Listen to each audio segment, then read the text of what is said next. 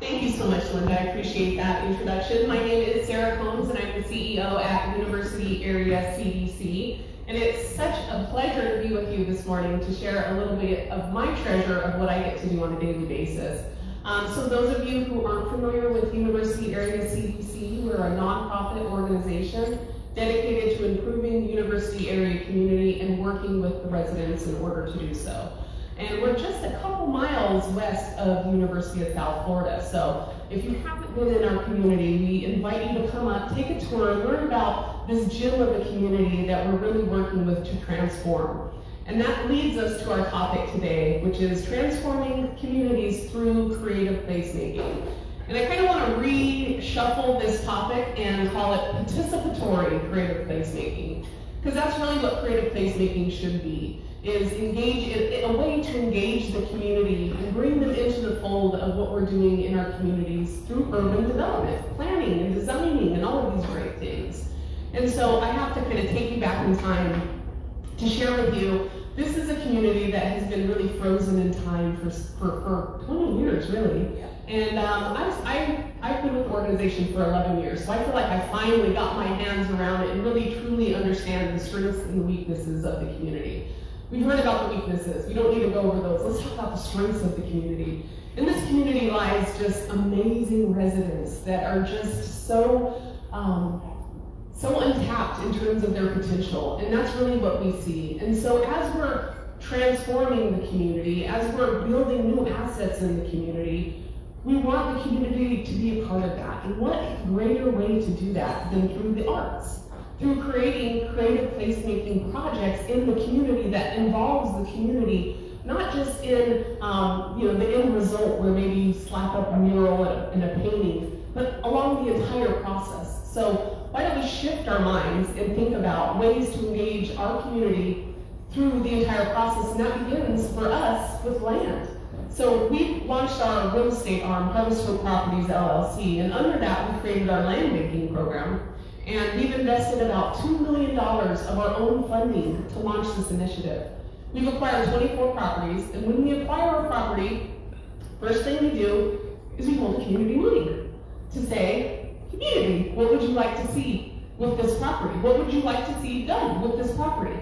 And they inform us what they'd like to see, and guess what? We actually do it. And so and I know that sounds really simplistic, and it really is, and I think sometimes we have to get out from our own selves in terms of making it simple. The first project that we did was a park. We had 7 acres in the heart of the community, and we thought for sure that the residents were going to say that they wanted housing. They surprised us and they said they wanted a park.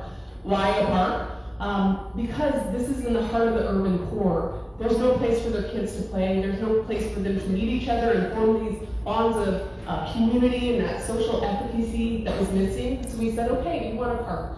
What would you like in the park? And they said they wanted walking trails, they wanted sidewalks to bike on, they wanted a multi-purpose sports field so their kids could play sports and the parents could play sports. They wanted a playground, they wanted a garden, they wanted outdoor fitness equipment so they could be healthy and well and didn't have to find a gym that wasn't in their community. So we listened a lot, and we said, this is the most important project for us to do. In my tenure with the organization, I knew at that moment that this was the most important project for us to do because it was going to be the heart of the community and show a sign of commitment that we were going to change the community from the inside out. And so we did that. It might have taken us 4 years to build, but we did that. And the intention that we did with that was so important because it was intentional in how we did it. So we didn't just build outdoor fitness equipment. We designed the concrete pad was a heart. And the community came together and they designed the mural that went on the concrete pad. And it was two hands of two races connecting and saying we're so much stronger together.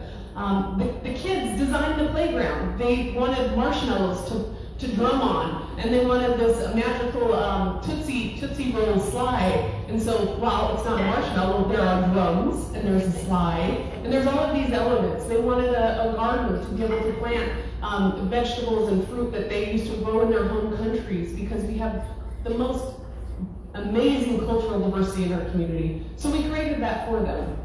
And then the little Hope Center that sits on that property is adorned with messages from the community. And so you'll see it's just covered in art from artists and residents who came together to talk about what messages they wanted to instill. And that's what you'll find at the Hope Center. We also created a community statue.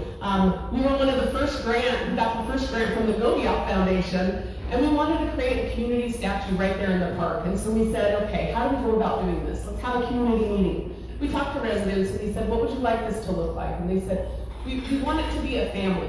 And we want the family to be purple because we don't want to signify a color. We want to signify unity. And then they inscribed all of these different words on the statue: respect, trust, unity, love. And the most beautiful thing is they put all of their names on this plaque that's now on this family statue. And what you'll find is, oftentimes you'll see a resident there with someone else showing them, this is the statue I made, they're proud of it. We also created a love sign, right? Like 9 feet tall by 20 feet wide, and it says love, because that was the message that the community wanted to instill throughout the community. And so we created that, and we didn't just do it. We didn't just say, okay, you want a love sign, we're going to do it. We found an artist. We found an artist to be able to lead the project. We got residents involved in it. We had them paint it. We had them install it. And so it becomes a part of them. And so I give you this example of a park because it really plays true with any development that you're doing. But the park is now not just our park. It's a private park, one of the first private parks in Hillsborough County. But now it's the community's park. The community takes care of it. The community watches over it. And that's how we really engage the community in the work that we're doing through creative placemaking, because it's not just a piece of art that you see. It's wayfinding, right? Find the park, turn left at the left side. Oh, when you meet the statue, the garden's right behind it. It's wayfinding. It gives you an idea of direction. And territoriality. This shows that this is our community, that we care about it. In that statue, you'll find plants, flowers, beautiful flowers, and that's important because that shows love in our community, and we want to continue to move that forward. So I want you to think differently about creative placemaking in a way that really involves and invites the community to be able to participate in it. We're doing this through a layer, not just at the end of a project, but it's an intentional design at the beginning of a project. So, some other examples that we're doing, we're building a cultural campus right across the street from the park.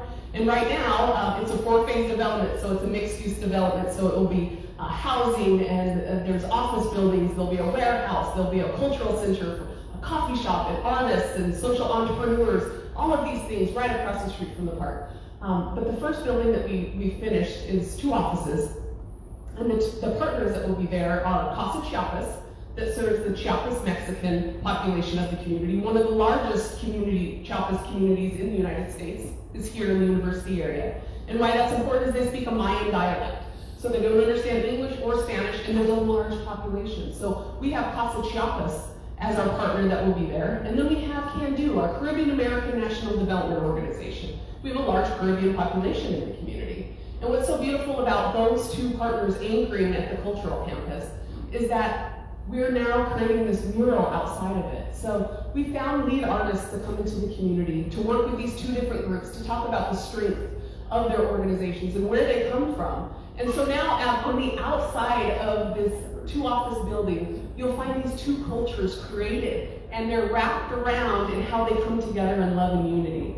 And it's just so exciting to see, but most importantly, those conversations that are had when you're creating these developments are the most important intentional conversations that we have, because they bring people together. And that's how we unite as a community and support each other, and how we grow our community one block at a time. It's with seeing the strengths of our community, and those strengths are our residents, those strengths are the arts as well. And so I ask you to continue to learn about creative placemaking and how it really is an intentional design into the developments that you're working on, how it can bring the community into the fold of what you're doing, get their support, but most importantly, have them feel proud about what's happening in their community, have them feel connected with it. They get to meet neighbors, they get to form these bonds of connectivity, and that's something that you really there's no other way to do it. And so as we're building Uptown Sky, which is 61 units on the corner of 12th and Fletcher, which is an apartment for low and very low income. We were able to take a 4% tax credit, leverage that with the HOPE funding,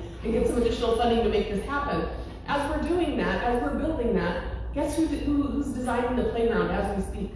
The kids in our community. They're designing it, they're picking it out. And who named it? Our community. And when it's built, we're going to put a beautiful mural on the face of it that shows that this is our community. And so again, there's ways to do this throughout any development that you have. And when you drive through our community, you will be surrounded by huge bold letters that say love, joy, and peace and hope. And that's because the community is showing us, they're telling us how they want to be seen. And it's through these positive attributes that we invite you to come into our community and learn about the work that we're doing. And embracing the arts is such a wonderful opportunity for us to do so.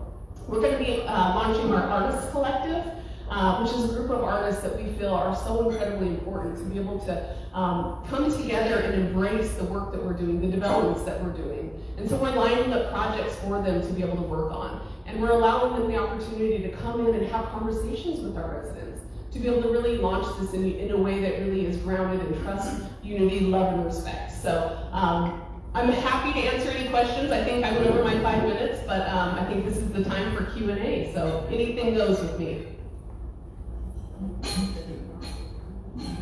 Okay, there's a hand back there.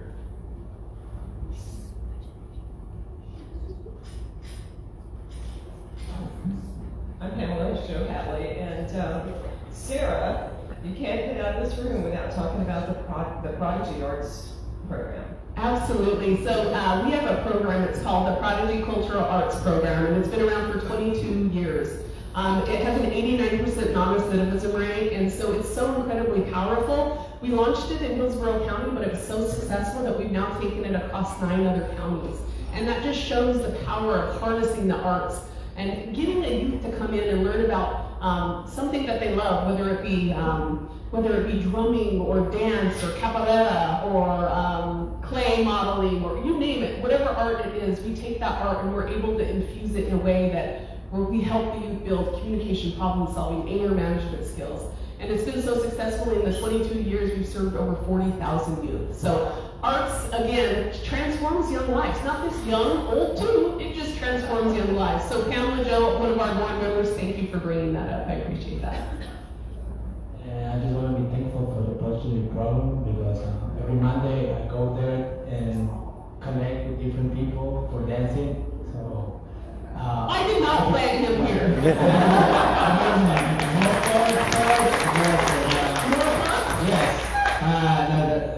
Carrie, she's the one that She just had a baby. Yes, she just had her second baby. So yeah. Thank you so much. Absolutely. So it's very, very thankful for being able to connect with other people and have this thanks to you guys. Appreciate it. Drop mic.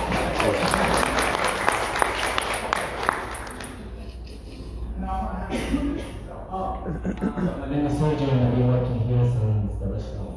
So I'll be serving you every Friday. I've been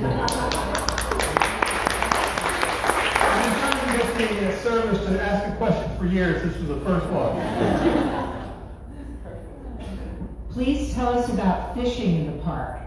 Absolutely. So our park is so special, and you can just see me, I just light up when I talk about the park, but it's so much more than just a park, right? Like it's literally the heart of our community. And so our park is part of our neighborhood transformation strategy where we're starting with the park, but we're growing our community 1 block at a time. And so, as I said, we've acquired 24 properties within a 1 mile radius of the park. And we've also launched a program called Block by Block where we're coming outside of the park and adopting every block that goes around the park. Because the idea is we're going to know every single resident that lives in that community, and then we're going to tie them into our programs and services, of which I haven't even talked about. We have workforce development. We have health and wellness programs. We have sports programs for our kids. We have a Steps for Success program to help you be fully self-sufficient. You can be with us 1, 2, or 3 years, but when you're out of that program, you're fully self-sufficient and you're achieving your goals and your dreams. So we have so many different things, but the park is so cool because in the heart of the urban core, where can you go to catch a fish, right? It's a spring-fed pond that we get stocked with fish. Where can you go to catch a fish, go pick organic veggies from the garden, and then go into the kitchen and cook a healthy, sustainable meal from the heart of the urban core? Where can you do that? You can do that in the university or your community. And so if you haven't been to the park, come check it out. It is just such a beacon of hope and joy, and obviously one of my treasures that I hold deep because it's so incredibly important and impactful. I think we need to extend today so we can listen to Sarah for about 5 or 6 hours.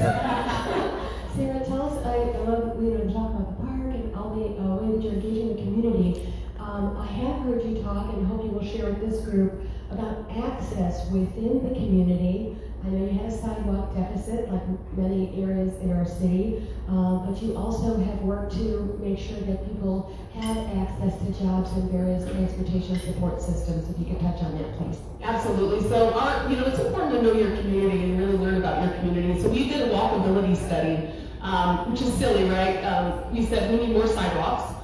Our kids are walking to school, more elementary, which is all a walking school. There's no busing. They're walking there. There's no sidewalks. They're going to get hit by a car. It's terrible. So unfortunately, we went out and said we need sidewalks, and they said, well, there's no study that's done on it. So we said, okay, we'll do a walkability study to show you that there's no sidewalks, so we can get sidewalks, and we did it. But what it really revealed is there's about 33% of our community that doesn't have access to cars. And so their main mode of transportation is walking and biking and buses and transportation as well. And so we did an audit, a safety audit, and we realized how many sidewalks we were lacking in our community. And the most important travel path for me was those kids getting to school and then coming back to this beautiful asset, the park that we built them. There's no sidewalks. And so it was one of those 3 a.m. moments when I woke up and thought, I'm building this park and having all these kids come, but they're going to be walking in the streets to get to it. It's almost, we're creating this almost hazard. And so we said we have to build sidewalks in our community. And so we were able to partner with Moore Elementary School to get a Safe Routes to School grant in the amount of $750,000. Then we were able to leverage that funding with FDOT, and then FDOT leveraged that funding with Hillsborough County. And so needless to say, we have been building sidewalks, and we've almost completed our travel path from Moore Elementary School back to the park, back to UACDC, and down to Fletcher. And so one of the things that we do, which is so incredibly important, is to see what are the barriers that are preventing our community from moving forward. We realize that walking and biking is the main mode of transportation, so ensuring that safe accessibility to walking and biking exists in the community. So putting in sidewalks is so incredibly important. The other piece that we learned is lighting. I mean, if you go into our community at night, it's dark, it's pitch black, right? So when does our community do their laundry? When do they go shopping? Right after they get off work. And so it's very, very hazardous to be able to be doing these things in the dark. And so we did a safety analysis, a community safety action plan that outlined all of these elements that we needed to figure out and work on. And some of it was installing new lighting, which we did, but some of it was easy fixes. Just changing actually the direction of where the light was, so it actually cascaded over the sidewalk. And so some of them are really, really easy fix. Some of them are a little bit more difficult. But what you'll find with us is we want to leverage what we're doing. So we take a grant, we take something that we've been able to get, and we leverage it 4 different ways to show the impact can happen. And so we think it's really important not just to point to the county or the city and say, hey, this is your responsibility, but partner with us, and we'll show you how we're going to leverage that to be able to really create this community development that we want in the community, and making sure that it's safe and viable for our main mode of transportation, which is walking and biking. Thank you for that question. I was wondering if you could tell us a little bit about the Hispanic community that you said is there. I just happened to run into them one day, and I said, oh wow, there's this whole community back here nobody seems to know about. I was wondering how they came to be there. And also, I represent the diaspora of Guyana and Barbados, and I was wondering if you're going to have the Can Do Caribbean Festival. I know COVID made you had to stop a lot of things, or are you going to have it again this year? Of course, yes. We're going to have it. It's the Caribbean Heritage Festival, which is amazing, and people often think that the Caribbean Festival is just for the Caribbean population, and it's not. The whole purpose of the Caribbean Festival is to be able to bring people in Tampa Bay to come and learn about the Caribbean population and their beautiful heritage. So we absolutely will be doing that. We'll be partnering with Can Do again on that. So we invite you to come and learn the amazing food, amazing music, amazing culture, amazing goods, and we're going to be having that at the University Area Community Band Shell and Pavilion as well. And then the other point that you asked about the Hispanic population, our population is changing. When I was hired 11 years ago, it was predominantly African American. Now it's predominantly Hispanic. So our population is definitely changing, and we are getting a shift of residents that are coming in from Chiapas, Mexico, which I let you know about. And that's why it's so important for us to be able to really have our thumb and our pulse on the community to know what's happening. And so every 2 years we do a community needs assessment, which is basically a community survey. We're boots on ground in the community, knocking on doors, talking with residents, riding buses, setting up outside of the park, setting up outside of the laundromat, and we're talking to the community and we're learning, who are you? Where are you coming from? What is your age? What is your needs? What is your strength? And then every 2 years, we adjust our strategic plan in order to meet the community, right? In order to meet the residents. And that's how we've learned how to really build the community from the inside out, is because we are so intertwined with our community that we understand and we know who they are. We know those faces, right? Like the kids are in our programs, the adults are supporting us in all of the engagement, our leaders collective and all of the different things that we're doing. And it's so important for us to be able to know how to shift when we need to shift and how we need to create new programs or stop programs. One of the most important things of our community is 89% rental. So that's a challenge. So that's one of the reasons that it's such a transient population, is because they don't have home ownership.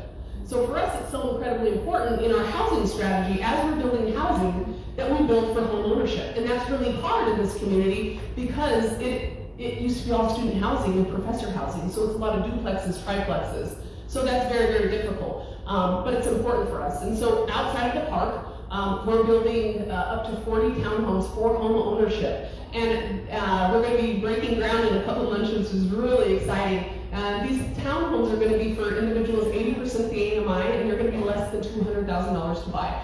Building equity, making sure that residents have access to building equity in our community is so important, because they deserve the chance to have the American dream, and we want to provide that for them. And how are we able to do it? By leveraging our partners, by creating our land banking program, where we take land costs out of the mix, by creating an EPA grant that pays for all of our land due diligence, all of the surveying, so all of those costs don't have to go into the actual construction price.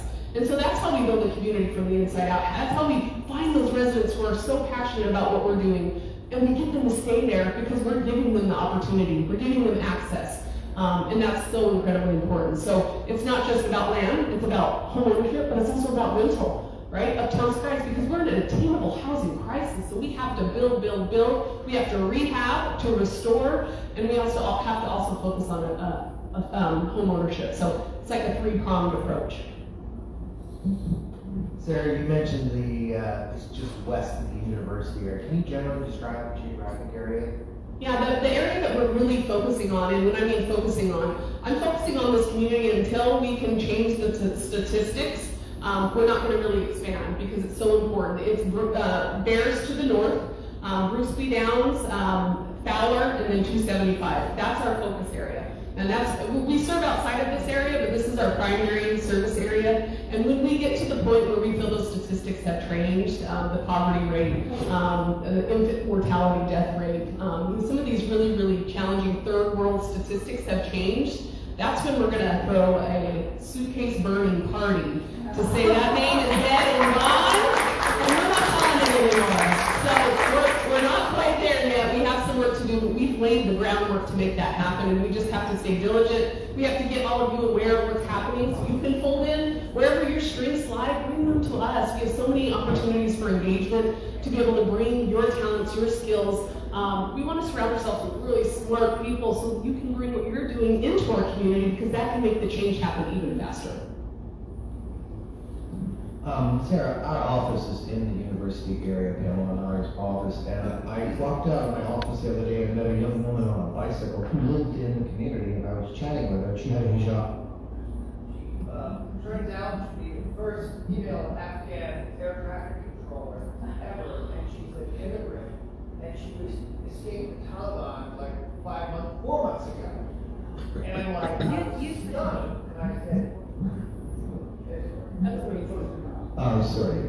I was stunned that she was there, and I'm thinking, wow, how many other people? Well, there's a whole apartment complex of Afghan refugees. And I'm like, we've got Chapas, and then, of course, African Americans, like in the Caribbean. How many other divergent populations are there in our university area? I was stunned. It's amazing. Yeah, and I love that you asked that question, because again, focusing on the strengths of our community, and that's the cultural diversity and how much we can learn and imagine her stories. So something that we're launching right now, which I'm so incredibly excited, is called Photovoice. So it's a participatory research process that we're doing, and I'm actually in my third and final year of the BBA program at Moomba College of Business at USF, and so it's my final year, and I'm combining, my education with my work, and we've gotten residents in the community to come together. We've given them all cameras, and we've asked them to go out into the community and take photos We want to learn about what they're seeing through their eyes, through their stories. And once those photos come back, we're going to allow them to narrate, to do a small caption, and then we're going to put those photos on display so that way everyone can learn about our community through the eyes of our residents. And so that's called our Hope Photovoice initiative. And we're hoping to be able to showcase that in areas that we think will impact policy, impact perceptions. So please, if you know where we can display this amazing exhibit, let me know, because I just don't know where we can display it. And having met with the residents last week and just hearing their stories already and giving them the cameras and hearing what they're planning on taking pictures of was just like, this is more powerful than I ever imagined. And I just want to make sure that we have the right venues to create conversations around it, to really help people understand. It needs to be mobile. We thought about that as well. But let me know if you know of, I thought of FOMOPA. We partner with Prodigies at FOMOPA. But if you know of any other areas that you think would be able to host this gallery of pictures that our residents are doing, please let me know. Downtown office buildings, especially maybe the county commission, city council lobby. That's a great idea. That's a great idea. So you mentioned the artist collective that you've got going on. Can you talk more about that, about where you're getting the artists and how artists can join and the kinds of projects that you're passing along to them? Yes, I cannot talk to you about that because we haven't created it yet. So we've heard about it from, we got the idea from our residents and from our artists in their community that we were working on. They said they wanted a place to be able to call home, right? Like they just don't feel like they fit anywhere. And that's one of our greatest strengths in our community is the amount of artists that we have and what they bring to the table. And we've just stumbled upon them organically. And so we thought it was really important to launch the Artists Collective as a way to be able to make a place that they can call home, and that's going to be at the cultural campus that we're building. And so it's in our strategic plan, and we're going to be starting our first session with all the artists that want to be a part of it. And you know, I really felt strongly that I didn't want to create the process. I didn't want to create like what this was going to be, because how it was birthed is through them. So at that first meeting, we're going to hear from them about how they think it should be created, and if it should even be created under the CDC or maybe someone else. But it's just too powerful now. There's so many artists that want to be engaged in it that we're really excited to see where it goes. But I don't want to box it in just yet. So stay tuned on more information about that coming. Jay Cohen, I'm a new member of endocrinologist. Talk to us about the medical care access in the community. How do you do primary care and prevention and education to prevent some of the crises where there's issues with insurance? And how have you engaged with the medical community in that area to help? Excellent question. One of the challenges that we have in our community, we talked about transportation and access. Access is key. And so, you know, just an example of the mental health crisis that we've been through, that COVID just exacerbated, that we saw it full force over the last couple of years. We've been talking to our community and saying, how do we get you the services that you need? And one of the things was mental health. We learned about that, so we went out to our providers and we said, is anyone doing this work? There's a lot. But no one was willing to come into our community to do it. And so that's where the challenge is. It's place-based. Our services have to be place-based. We have to meet residents where they are in order to give them the access that they need. And I promise they will take advantage of those services. And you continue to educate them and grow them on these important health elements. So instead of saying, sorry, no one will come into the community to provide mental health programs and services, we said, that's a barrier, right? It's a barrier for our community. We're going to knock that barrier down. We're going to create our own community cognitive behavioral therapy program for our residents. So that's what we did. We created our own program, and I'm not big on doing that, but we couldn't find any other way, so we found licensed clinicians to be able to come in and provide that at the Hope Center in small groups. And what we found was moms, right, that were just barely making it, and they just needed some support. They needed to figure out, how do you deal with the stress and anxiety that just feels like it's taking me over? I don't know if I can keep doing this, and I have 4 children, and my husband's working around the clock, and I don't have any support. What that provided for them was tools, right? Tools to be able to understand how to cope with some of these challenges that were happening. Some of them needed more help than that, so we gave direct referrals, and we made that happen. But some of them just needed a support group. And so what was great about that 8-week class is that they formed their own social support circle. So now they're supporting each other. The class is gone and moved on, but they're still supporting each other. At the cultural campus, we're looking at putting in a pharmacy because we keep hearing from our residents that that is a barrier. A lot of our residents can't afford prescriptions that they need to be on, that their children need to be on, so they're going without. And so we're looking at partnering with Lulu Pharmacy, who provides free medication for those who can't afford it. So we're also looking at running a telehealth clinic in the community because access, again, making sure that they have access to the health. And then we've launched our health and wellness program called Get Moving, where we come in and we're teaching them nutrition classes, we're teaching them about a variety of topics, because we also think that food is health, and taking what they're learning from the garden, being able to implement that in the classroom and learn about how what you feed your body really is a direct correlation to how you feel, your health and wellness. So just trying to bridge that gap, and again, meeting people where they are, bringing the program and services to where they are, making sure they have access and accessibility is so key. Thank you. That's it for that. My question, I want to go back to the housing piece, and I think it's amazing that you guys found a way to reduce cost with the land piece. Where my business mind says, how does that impact the homeowner that has a home on this land? That do they have ownership there or no? Yeah, they have ownership. Yeah, it's theirs. And so we through my walks with residents, through my years of talking, this theme emerged: own the dirt. And I thought that's a really interesting term, own the dirt. And they thought, in conversations that I have on the neighborhood corner, I talk with residents, and they kept talking about this theme of own the dirt and this power struggle, right? Like, if you don't own the dirt, then you don't have the power. And you are just kind of going through the system of whatever someone tells you. If they give you if you have a 1-year lease and then it's up, they give you a non-renewal letter, you're out, right? And that's what's happening in our community, is that residents are getting, maybe not evicted, some are, but there's other ways to do it legally, right? So non-renewal notices are what's happening. So after leases are up, a non-renewal notice comes, all of those residents get pushed out, they slap on a new coat of paint and some new appliances and raise the rent $300 to $400 more per month. And that's how our community is getting gentrified. It's happening. It's getting displaced as we speak. And so how do we slow that down? And we're naive to think that it's not happening. It's happening every single day. How do we ensure that residents in our community get to stay in our community and they get the voice and they get the benefit of all the great things that are happening around our community? Owning the dirt ensures that they do. So that's what we're working on. Thank you. I'm curious, because the community is so diverse, how you approach the language barrier issue. I mean, I know it's hard for the CIA to get Dari and Pashto speakers for as far as Afghans.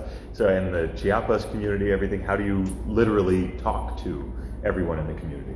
Yeah, that's where our leaders in the community are so important. So we can't do this work on our own. So we gotta be smart about it, right? Work smarter, not harder is our theme. And so the way to spread that message throughout the community and communicate with the community is bring those leaders of those subpopulations into the fold of what we're doing. So Cielo Gomez started Chiapas, Casa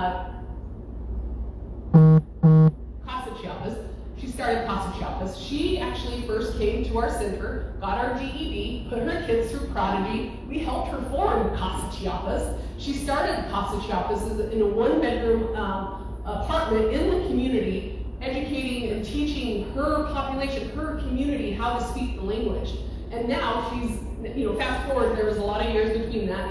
Now she's at the cultural campus. So we can't speak all the language, we know that, but we can bring those leaders into the fold. We can bring those church leaders that are there that really have that great tie-in with their communities. We can get them to understand what we're doing, and they're the mouthpiece of it. But we also think it's really important that our staff speak the language. So you'll find that a lot of our staff are dual languages and speak the languages of the community: Haitian, Spanish, Chiapas, several others, because that's so important. And in our information, right, what we disseminate has to be in different languages as well. So those are some of the small things that I think a lot of people forget about, is making sure that your forms and your information that you're putting out is in dual languages so they can understand. And then most important, if you don't get anything else from this talk this morning, this conversation, is that where you come from is so incredibly important. How you're delivering the services out of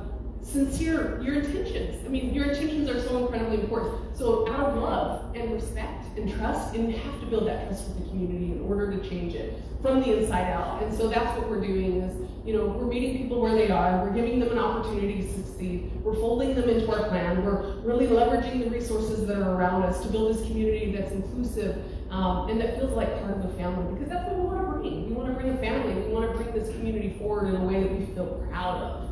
And we know that we're changing lives. And so I hope that you were able to take that today and feel like you've learned a little bit more about the university area and community and all the work we're doing in it. You touched base on this a little bit, the organic garden. I believe the term is a food desert for the areas that are low income, that they have to go too far to get good quality food. Have any grocers reached out to you, or is there the vice versa, you've reached out? That's part of a community is sustainable living, good quality food, and health. That's how it starts. Has that been in the longer goal, longer picture?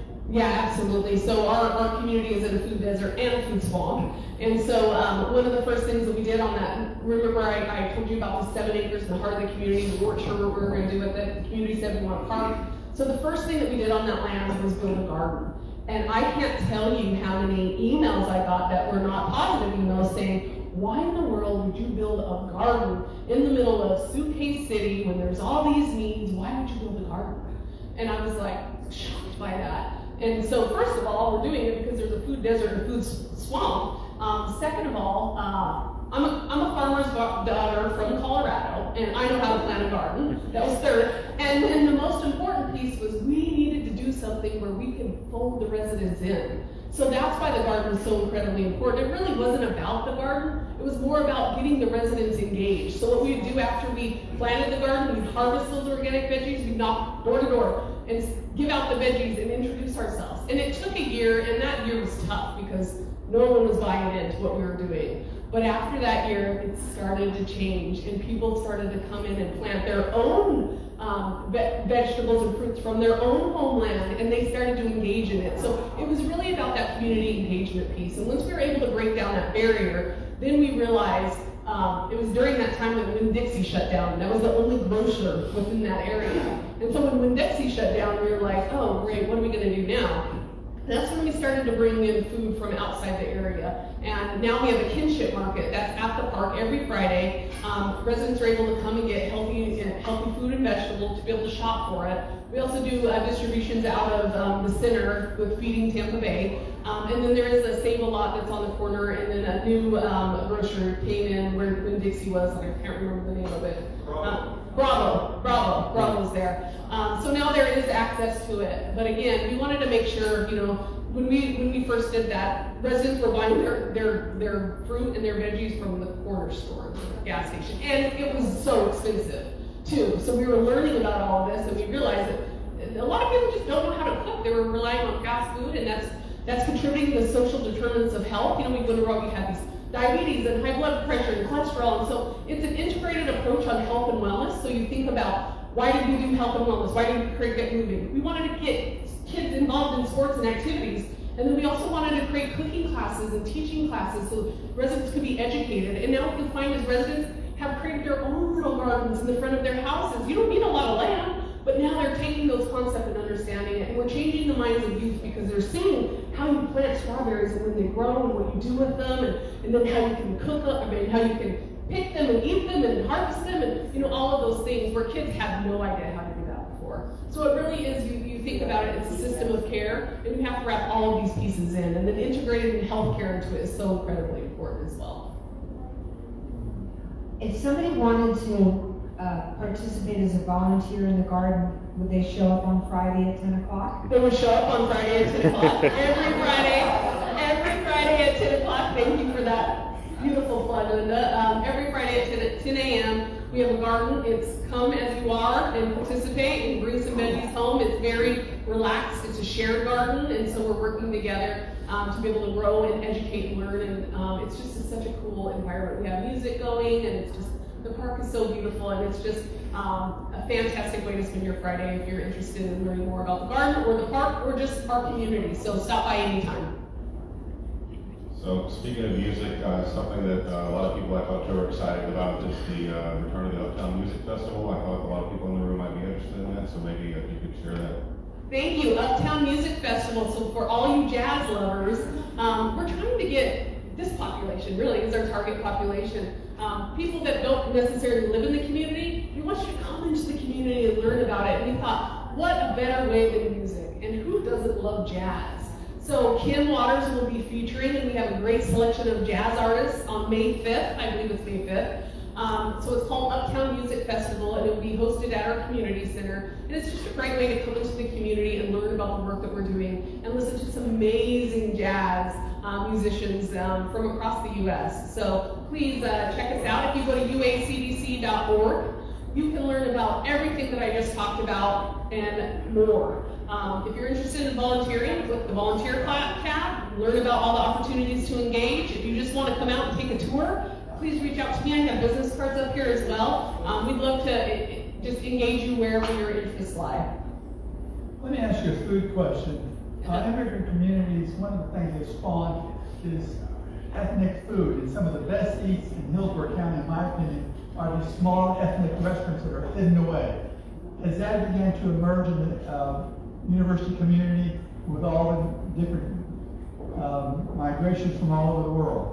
Yeah, and I think that is one of our best kept secrets is if you let us know. If you want flavors from around the world and you come to the university area, there is everything that you can imagine. There's Ethiopian food, Thai food, Chinese food, Mexican food, Asian food. I mean, anything that you can imagine. That's one of our strengths of the community. Obviously, is all the different diversity in our food choices, and that diversity is now seen in our garden, which is just so cool because.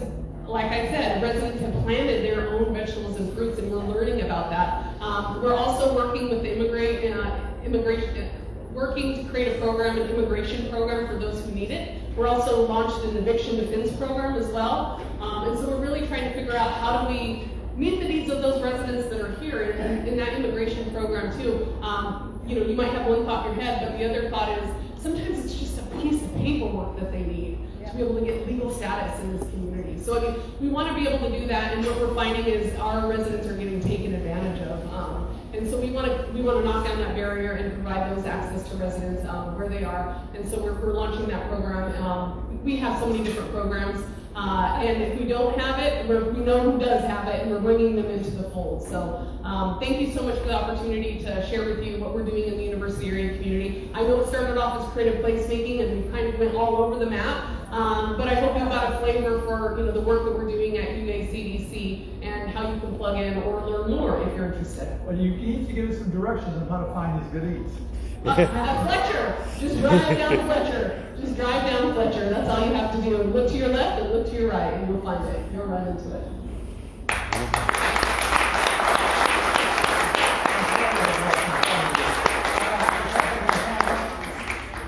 We'll see you all next week. Thank you.